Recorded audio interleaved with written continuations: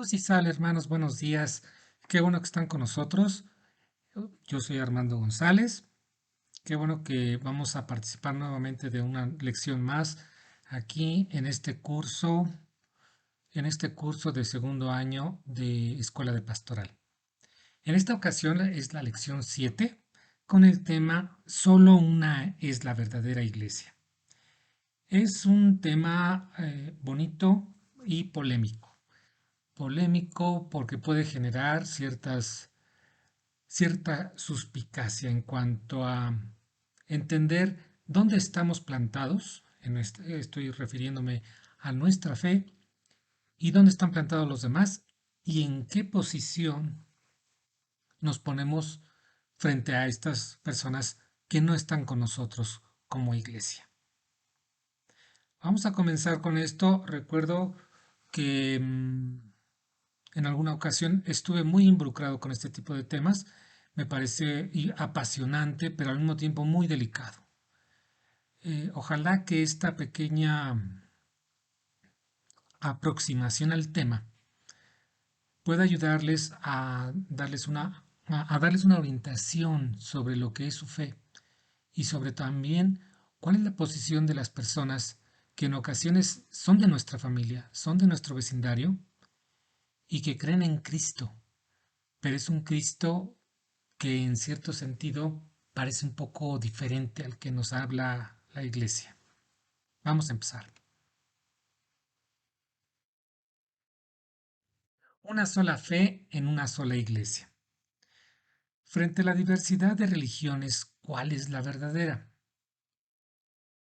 Como en otras ocasiones les he platicado, siempre se manejan temas como en este caso que dan pie para pues un curso aparte, un curso que puede llevar meses también y que no es necesario desarrollar más porque en realidad eso depende de cada uno de nosotros según nuestro interés y nuestra iniciativa. Pero esta pregunta es válida y es válida porque te vas a encontrar a lo largo de tu desarrollo como cristiano esta pregunta que te van a hacer los hermanos separados, los hermanos ateos y aquellos que están buscando sinceramente encontrar un lugar donde le enseñen a amar a Cristo. Y tú debes estar preparado para saber contestar, saber cuál es tu posición y saber un poco de historia, que es lo que vamos a estar viendo en esta ocasión y que sin embargo no demerita para nada el conocimiento del Cristo. Más bien, esto pone a prueba el hecho de que precisamente la iglesia está en una batalla que comenzó desde el mismo momento en que nació y que si ahora nos escandalizamos por tantos problemas que se dan en la iglesia, que pudiéramos pensar es que eso antes no se escuchaba. No es que no se escuchara o no es que no existiera. Lo que sucede es que ahora tenemos más medios de comunicación que difunden todo, entre lo importante y lo más banal que puedas tú encontrar. Y eso es muy bueno, porque eso permite denunciar, por ejemplo, el caso de abuso, el caso de corrupción, y eso puede ayudar mucho a la depuración de nuestra sociedad, y en este caso también de nuestra iglesia. El mundo contemporáneo nos lleva a confrontar nuestra cultura con otras maneras de manera cotidiana. Esto también se puede ver desde el hecho de los medios de comunicación.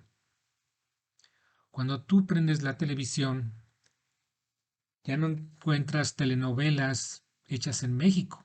A veces vienen de países tan lejanos como Turquía, donde aparentemente las formas de vivir y de pensar son las mismas, pero que si analizamos nos vamos a ir dando cuenta de que ciertas formas de pensamiento, entre ellas la religiosa, sí son muy diferentes.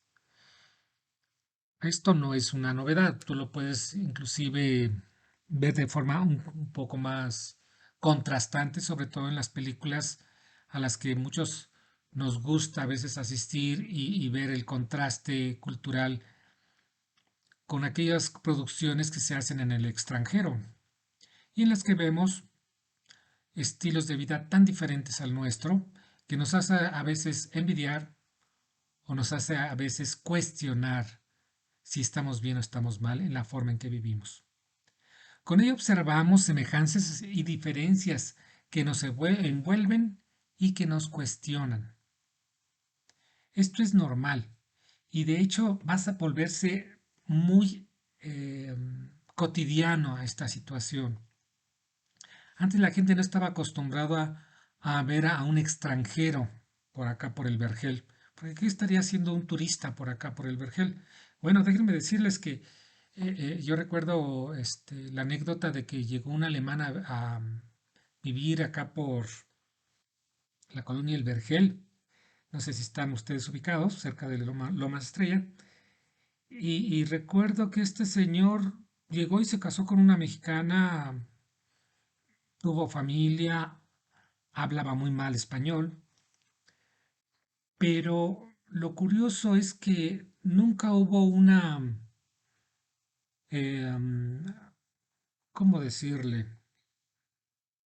No solamente el cambio de rasgos físicos y de color de piel, es cuestión de las formas de ser las que nos llevan a darnos cuenta de cuán diferentes somos. Y qué decirles que más recientemente cuando se cambió, por ejemplo, una familia musulmana cerca también en el Vergel, tú podrías decir, ¿qué está haciendo este señor con de esas personas que no dejan salir a las mujeres y que las mujeres están pues prácticamente envueltas en sábanas y no puedes verles ni los ojos? Y los hombres tienen que salir con su barba y un kepí en la cabeza. Y hablaba muy bien el español, el señor, pero su forma de ser era muy diferente a la nuestra. No podría decir que mejor o peor, simplemente diferente. Esto se va a dar más y más, porque la migración de la gente, la migración de lo que conocemos de cada una de las culturas, nos va a ir pegando más a cada uno de nosotros. Cada uno de nosotros va a tener contacto con algo que es totalmente ajeno a lo mexicano, inclusive ajeno a lo que es ser cristiano y católico. ¿Estamos preparados frente a esta realidad próxima? Así tenemos que la Iglesia se enfrenta dentro del ámbito religioso a dos retos: la presencia de religiones diferentes y también a la presencia de otras denominaciones cristianas, entre ellas las sectas. Cuando hablo de este enfrentamiento no es porque tenga que haber discordia o malentendimiento, porque lo que debemos entender es que por encima de todo, la hermandad debe ser llamada como un signo de buena voluntad, especialmente entre los cristianos. Ahora en esta época en la que estamos viviendo tanta migración por todos lados, y eso ya hasta México le toca, no es extraño ver a gente morena, y refiriéndome a morena afrodescendientes, gente que viene de Haití, gente que viene de Honduras, que hablan español, que son cristianos, tal vez también católicos, pero que traen otra idiosincrasia, otra forma de hablar, otras costumbres. ¿Qué decir entonces en el tema religioso? Este se vino a desarrollar desde más o menos desde hace un siglo, a partir de que el mismo gobierno dio apertura a que la Iglesia Católica no fuera la única establecida dentro de nuestro país y se dio apertura precisamente a otro tipo de iglesias, particularmente las iglesias americanas, ¿no? Y dentro de ellas estaban las iglesias protestantes y con ellas después también las sectas. Dentro del cristianismo existe el rito católico, el rito ortodoxo, el protestante y el sectario. Es el que vamos a manejar en esta ocasión.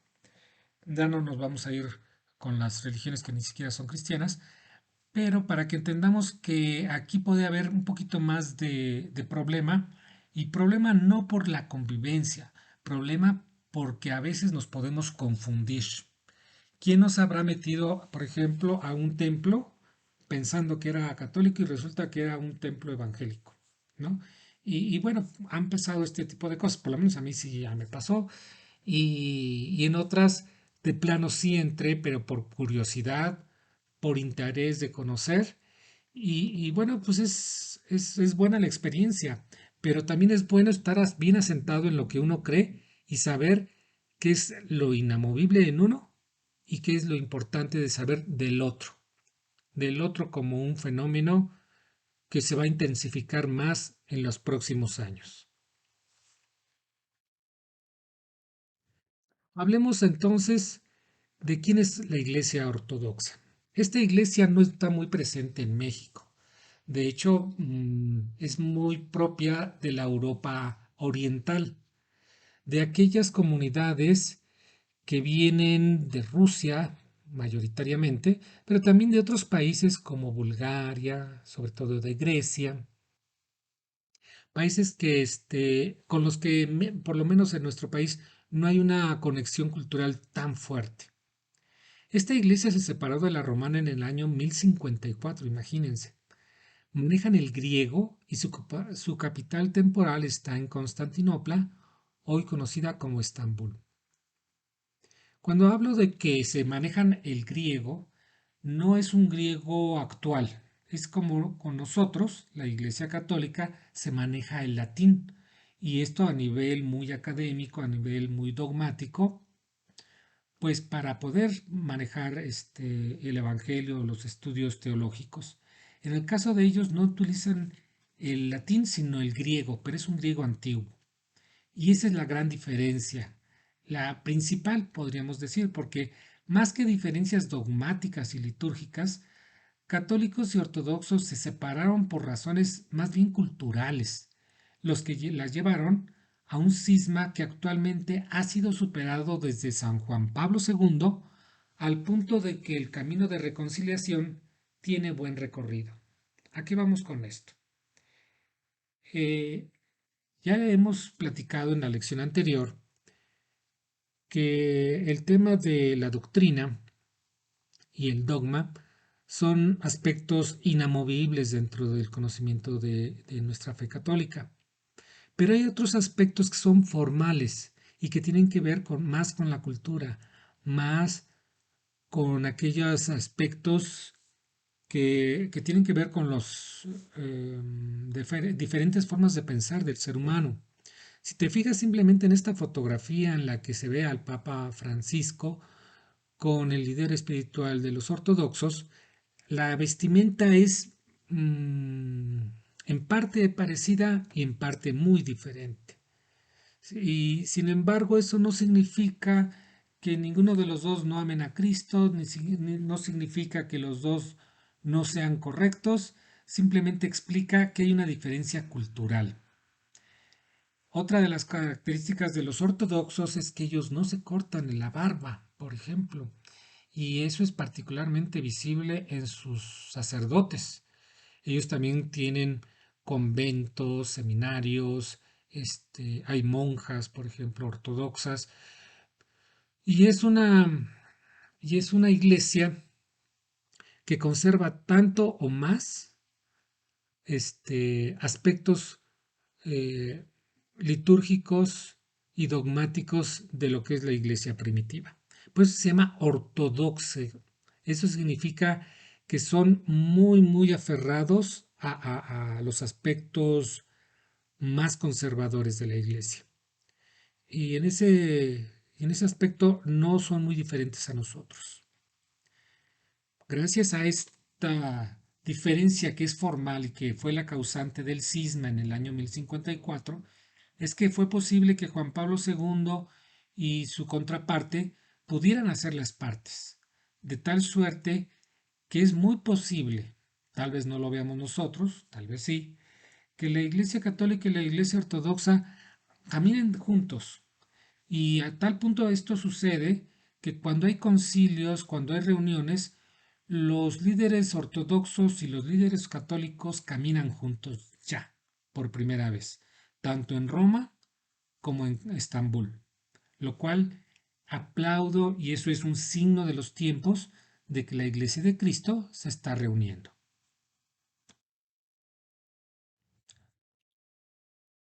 Otras de las iglesias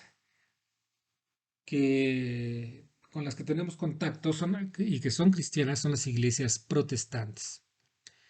Estas iglesias tienen su origen en el centro y norte de Europa, con varios fundadores, entre ellos el más importante Martín Lutero, Juan Calvino, Ulrico Zwinglio y otros.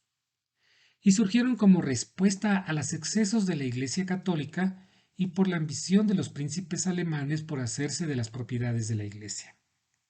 Sí, los protestantes no surgieron nada más porque sí, surgieron porque también la Iglesia falló o les falló porque fue una época en la que la iglesia vendía indulgencias, por ejemplo, y vender, lo digo en términos literales, se buscaba el poder económico más que el espiritual, como si pudiera comprarse el cielo.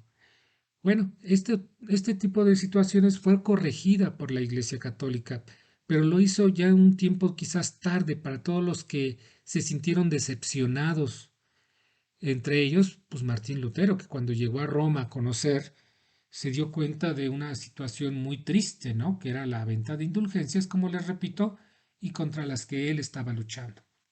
Pero si queremos ser más puritanos o queremos ser hacer justicia a la justicia, también es necesario reconocer que todos estos iniciadores de otras iglesias recibieron el apoyo de los comerciantes y de los banqueros alemanes, quienes estaban ambiciosos por apoderarse de las posesiones de la iglesia, de los terrenos, de los templos y hacer negocio con ellos, lo cual tampoco es muy loable en ellos, ¿no? Y eso es algo que se pierde un poco porque, en efecto, hay un interés de parte de muchos protestantes. Por eso se llaman protestantes, porque protestaron en su momento contra los excesos de la iglesia. Estaban buscando un reencuentro con la espiritualidad que parecía perdida y que ellos intentaron hacerla por su cuenta, de tal suerte que se empezaron a inventar un montón de iglesias según el país, según el líder, y en algunos casos pues resultaron provechosas porque resultó que esta combinación entre líderes religiosos y banqueros, pues generó mucho más riqueza de la que ya había, ¿no?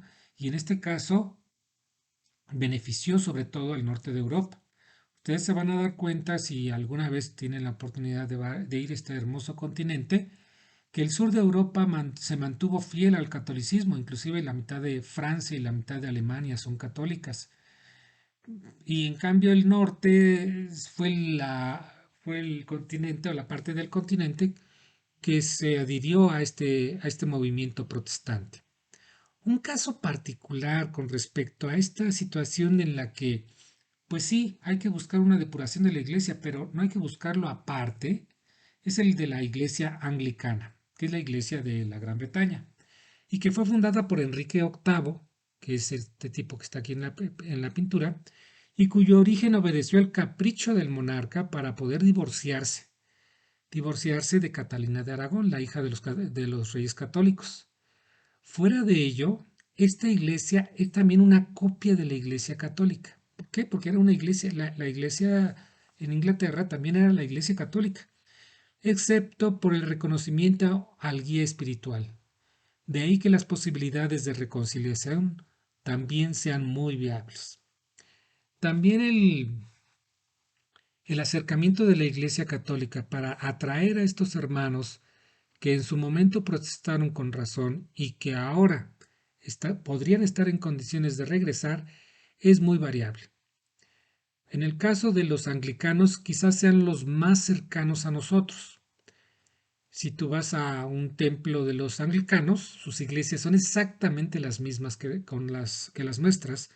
Ellos veneran a los santos, ellos hacen la comunión, creen en la confesión, todo es igual, a excepción de que su líder espiritual no es el Papa, sino que es el rey de Inglaterra, o en este caso la reina de Inglaterra. Cosa curiosa, ¿no? Porque pues aquí ni siquiera fue un interés económico, sino simple capricho de este señor que no sé si lo recordarás por la historia, es el tipo que se casó como varias ocasiones porque no estaba contento con la esposa en turno, ¿no? A una de las cuales o a dos de las cuales mandó decapitar para poder seguir casándose. Es decir, aquí ya no es el interés de una iglesia buscando a Cristo resucitado, ya es el interés de hacerse del poder y hacerle del poder un algo que me beneficie en forma personal. Esto pues obviamente te das una idea de que este tipo de iglesias protestantes podrían haber tenido, no en el caso de la anglicana, una intención positiva por mejorar a la católica, pero que al separarse cometieron peor pecado, ¿no? Porque en lugar de arreglar las cosas en casa decidieron separarse. Es como si en tu familia uno de tus hijos no supiera o no pudiera lidiar con un problema familiar y decidiera salirse de la casa porque cree que no pertenece a tu familia. Pueden ser los problemas muy graves y pueden haber problemas difíciles de solucionar, pero cuando tú perteneces a una familia, tienes que ayudarla, tienes que resolverlo todo en familia, porque de otra forma, pues te estás deslindando del problema y te estás haciendo superior o ajeno al problema. Esto es lo que pasó con las iglesias protestantes. Eso es lo que nos separa. Aquí el dogma es muy fuerte, los cambios, las diferencias son muy fuertes, a excepción de la iglesia anglicana, donde, como les repito, pues la mayor diferencia es el líder espiritual, aunque últimamente también han tenido ciertas diferencias porque se han puesto a hacer otros aspectos como el de ordenar a mujeres, por ejemplo, para sacerdotes, lo cual tampoco ha gustado mucho a la iglesia católica, pero en fin.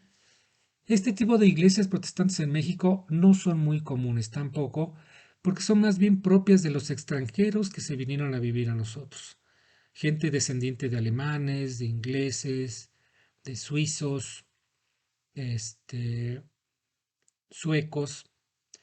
No hay mucha gente de esta viviendo entre nosotros y generalmente ellos tienen sus iglesias, no se meten con uno y te puedes dar cuenta de que aunque son mexicanos, tienen sus raíces bien plantadas en sus iglesias, ¿no? Y el tercer grupo de llamados cristianos, pero que habría que denominarlos con ciertas comillas, ¿no? Son los nuevos movimientos religiosos que se caracterizan por tener alrededor de unos 100 años de ser fundadas. Mayoritariamente fueron fundadas en Estados Unidos, pero también vienen de Europa, ¿eh? Y algunas desafortunadamente también las inventamos aquí en México. Son el resultado de la separación de seguidores de las iglesias protestantes. Es que es curioso porque ahí te das cuenta cómo las iglesias protestantes resultaron no solo una equivocación, sino también dañinas para sí mismas. Las iglesias protestantes tan no han crecido que más bien se han dividido y subdividido. Y dentro de sus seguidores protestantes, estos han fundado otras iglesias, a las cuales ya nosotros llamamos sectas. Mucha de esta gente les ofende que les llame uno secta, ¿no? Y no debería ser, ¿no? Porque secta significa el que se ha separado. Y si para esas vamos, el cristianismo fue en algún momento una secta, pero pues por la cantidad de gente ya no lo es. Así tenemos a los testigos de Jehová, que son los más, pues los más nombrados, ¿no? Y los más conocidos, y que fueron fundados en 1870 por un tal Charles Russell, y que se autonombró así como testigo de Jehová según la cita de Isaías 43:10. Y bueno, tienen ellos una mecánica que más o menos tú puedes darte cuenta. Son los que tocan a tu puerta y ahora ya andan como están aquí en la fotografía inferior, con sus revistas ofreciéndolas en las calles, invitándote, ¿no? A que leas la Biblia, ¿no? Lo cual no está mal, ¿no? Simplemente que ellos, para empezar, yo aquí por eso habría que poner el asunto de las sectas cristianas. Los testigos de Jehová no se autonombran cristianos, ellos creen en Jehová. Cristo es solamente uno de sus profetas. Así que, ojo, mucho cuidado con ellos. Ellos así más o menos manejan su pensamiento, ¿no? Nos llevaría muchísimo explicar cada una de ellas, pero para que sepas de qué trata, ¿no? Otra de las iglesias que también pueden tocar a tu puerta y sobre todo a tu familia, eso hay que tener cuidado, es la Iglesia Adventista del Séptimo Día o Sabatistas, de Joseph Bates, fundada por allá del 1846. Estos, por ejemplo, son muy aferrados al Antiguo Testamento en algunos aspectos. Por eso se llaman sabatistas, porque en lugar de venerar el domingo como lo hacemos nosotros, ellos se van al sábado de los judíos, ¿no? Y recordarás que nosotros tenemos al domingo como el día especial porque es el día en que resucitó a Jesucristo. Y en el caso de ellos, pues no lo hacen así.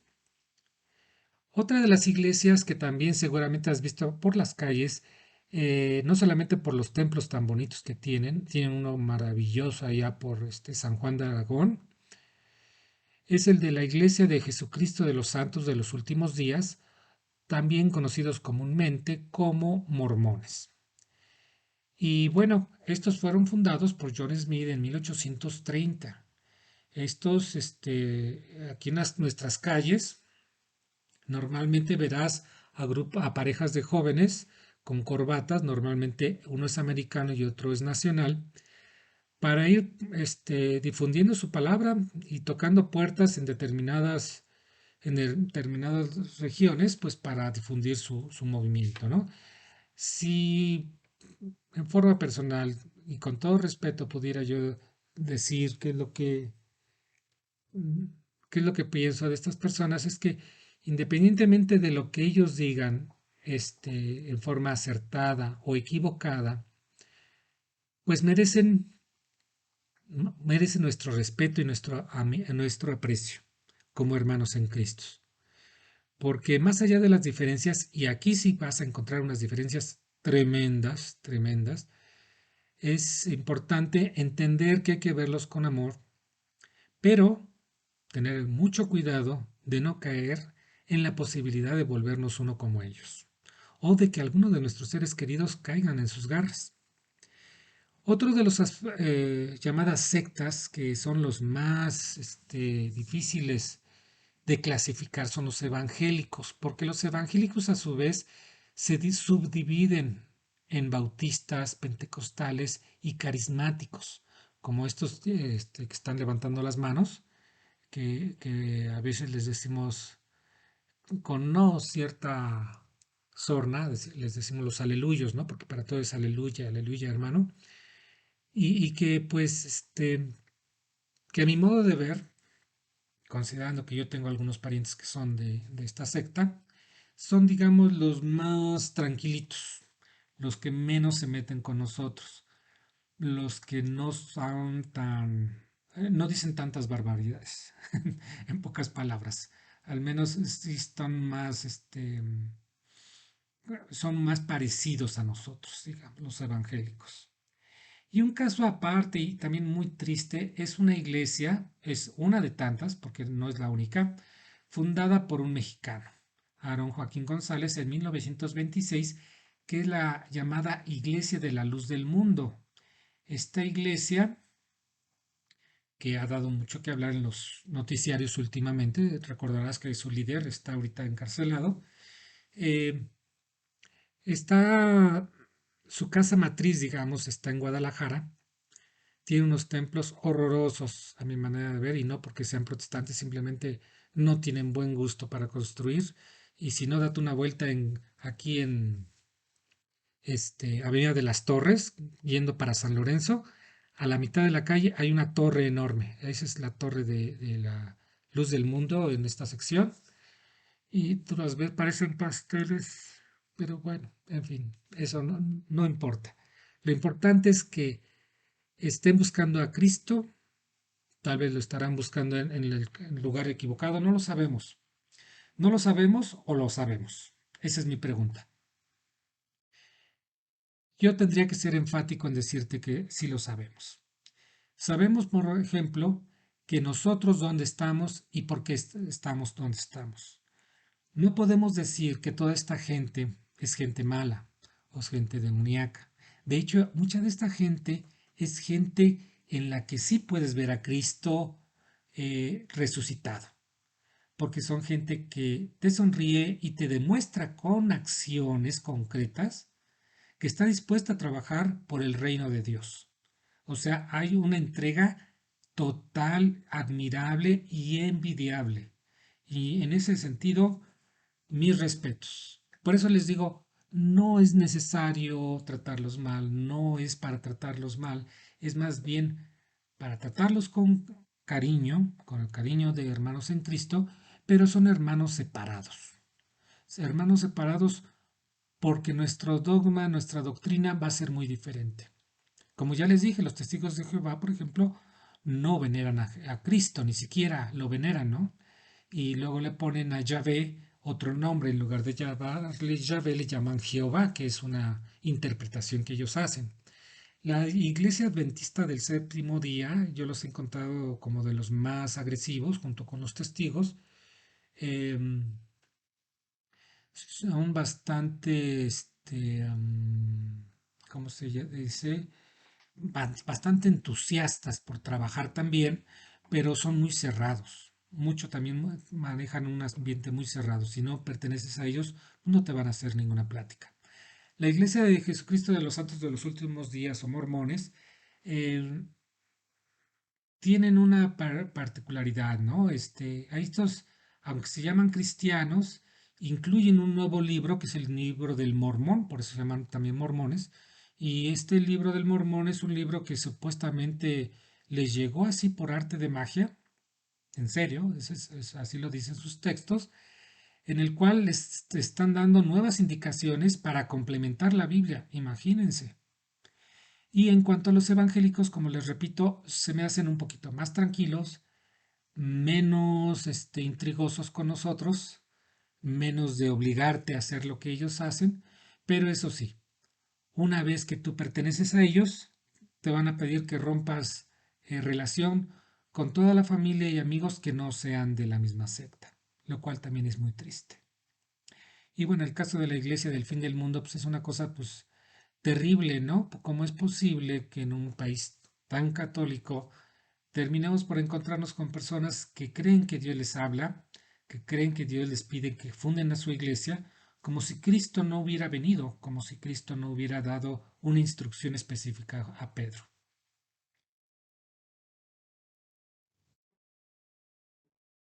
Por eso surge la pregunta, ¿a qué iglesia debo pertenecer? Esta pregunta es tremenda, tremenda si lo consideramos para alguien que nunca fue criado en ninguna religión, porque cada uno de nosotros podremos dar nuestro punto de vista y decir, nosotros somos los buenos, nosotros somos los que tenemos la verdadera entrada al reino de Dios. Pero, pero ¿qué hay de los que ya nacimos con un cierto criterio cristiano por parte de nuestra familia y sin embargo nos vemos decepcionados, igual que los protestantes, cuando vemos cosas que no nos gustan dentro de la iglesia? Cuando vemos que mi rosario, mi comunión en la iglesia, no funcionan para que me vaya bien o para que sentirme feliz o contento o que me libere de mi vicio o de mi problema. ¿Qué sucede cuando existen esas crisis que te hacen pensar que quizás estás en el lugar equivocado? Bueno, la misma iglesia y el mismo curso te lo va a ir explicando poco a poco, te va a ir demostrando que conocer a Cristo implica poner a prueba tu propia fe. Y para poner a prueba, acuérdate que la fe tiene que ir de la mano de la razón. No es una fe ciega, como la de muchos de nuestros hermanos separados, que por sentir bonito se adhieren a estas organizaciones. A veces es mucha ignorancia, es ingenuidad, no necesariamente maldad, no es el deseo de generar una iglesia nada más porque sí. Es un interés, pero que a veces está más dirigida por la pasión que por la razón. Por eso decimos que todo ser humano tiene derecho a una fe y estar convencido de estar en el lugar correcto. Si tú eres católico, debes conocer tu fe, debes entenderla y debes profundizar en esa fe para entender y no espantarte de cuáles problemas tienes en esta fe que es la Iglesia Católica. ¿Por qué hay problemas? ¿Porque no es perfecta? ¿Porque no es la Iglesia de Cristo? No. Hay problemas porque está formada, te acordarás, de que estamos divididos en misterio y en historia. El misterio lo proporciona Dios, que es la parte perfecta y eterna. Y la historia la proporciona el hombre, el ser humano, mejor dicho.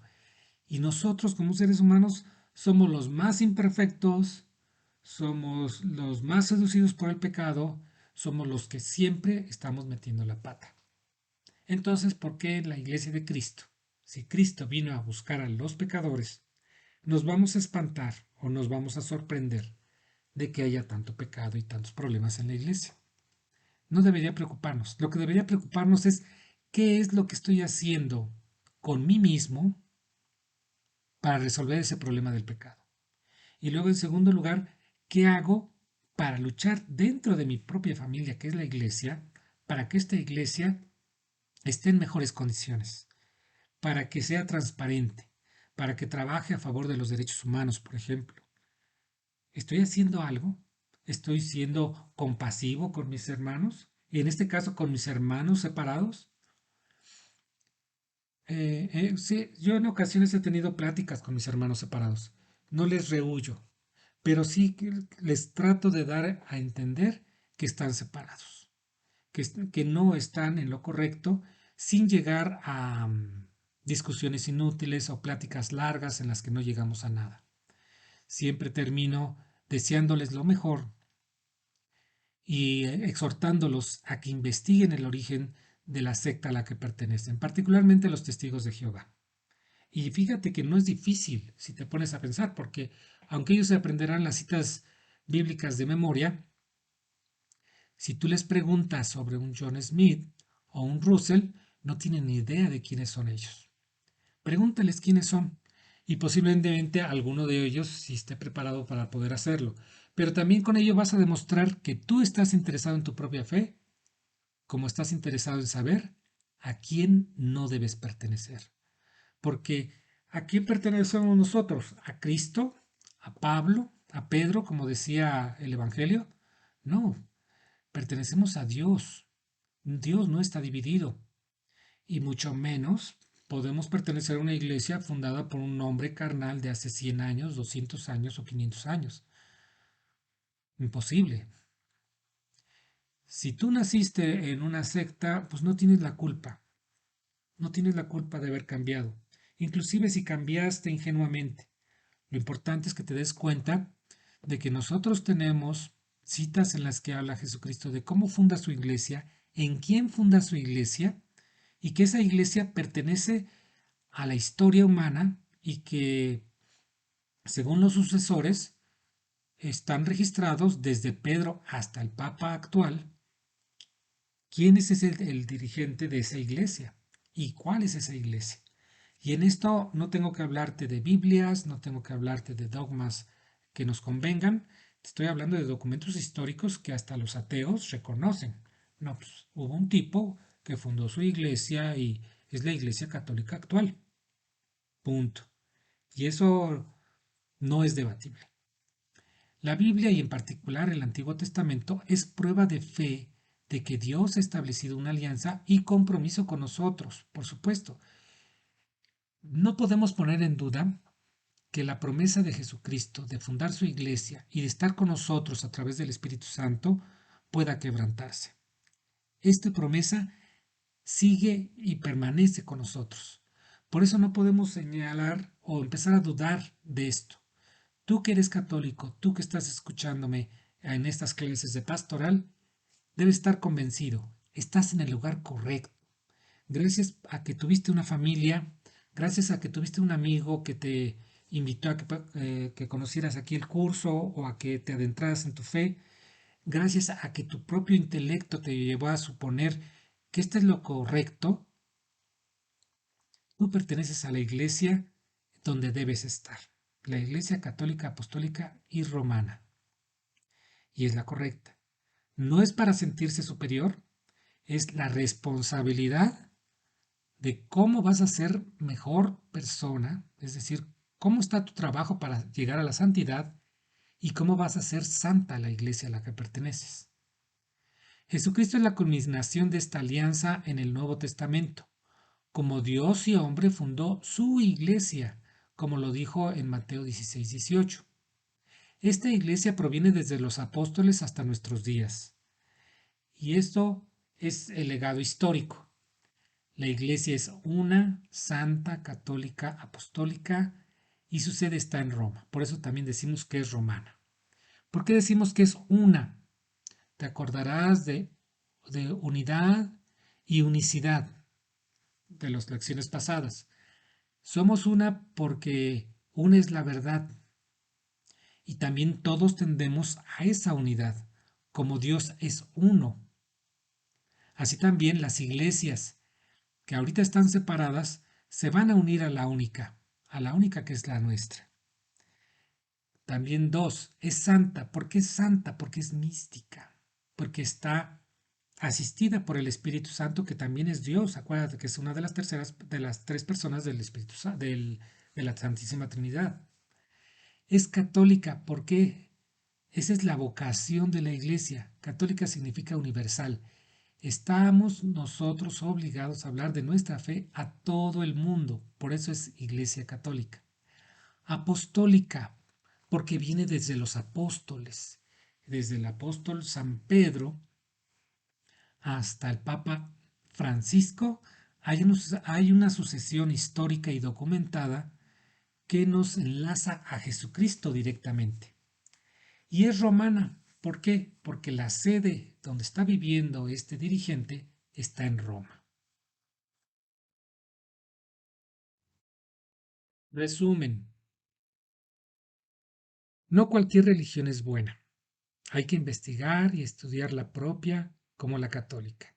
Y en esto voy a poner un anuncio que no es comercial, pero si tienes más dudas, si tienes más inquietudes o si tienes algún pariente o un conocido, les recomiendo que hablen con los apóstoles de la palabra, que es una organización laica fundada por el padre Flaviano Matuli, recientemente fallecido, y que tienen casas en varias partes de aquí de la República para hablar de este tema tan apasionante que es el de las sectas en particular, cómo defenderse de ellos, cómo entender su pensamiento y saber, pues en ese caso, cómo poder proteger nuestra propia fe católica.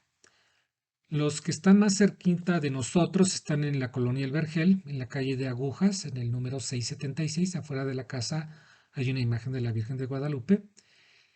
Y ahí tienen su librería y es una bodega, pero también hay hermanos que son hermanos laicos, son misioneros y se encargan de la fe católica. Ellos tienen este teléfono, el 55 54 26 y 4004. Por si tienes alguna duda o quieres conseguir más literatura sobre este tema, que es apasionante y es muy bonito también de conocer, pues ahí está el dato. Así tenemos entonces que una es la iglesia, como una es la verdad, como uno es Dios. Por eso no es restringir a la iglesia de que nada más nosotros tenemos la verdad porque yo quiera o porque lo diga yo.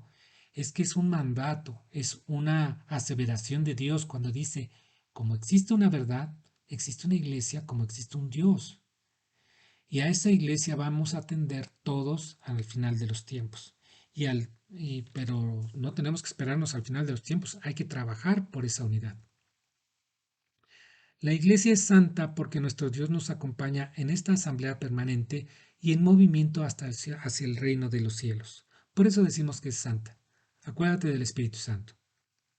La Iglesia es católica porque su vocación la lleva a difundir el Evangelio a todas partes y a pensar en las siguientes generaciones. Ay, me he dado cuenta que he dado una de dedazos aquí en nuestros textos, discúlpenme por favor. Y la Iglesia es apostólica porque desde Pedro el magisterio ha sido heredado para seguir trabajando en la santificación de la humanidad. Bueno, hasta aquí. No quiero extenderme más porque hay mucho que reflexionar, mucho que platicar con Coti, bueno, en este caso con Guillermo primero, pero también con Coti, si acaso se suma, y a quienes también agradezco su presencia y su apoyo para que podamos seguir dando este curso de segundo grado. Los, por favor, los aliento a que sigan haciendo sus tareas, que nos las sigan haciendo llegar y nos veremos hasta la siguiente, si Dios mediante. Les envío un fuerte abrazo. Gracias por su atención y hasta la próxima.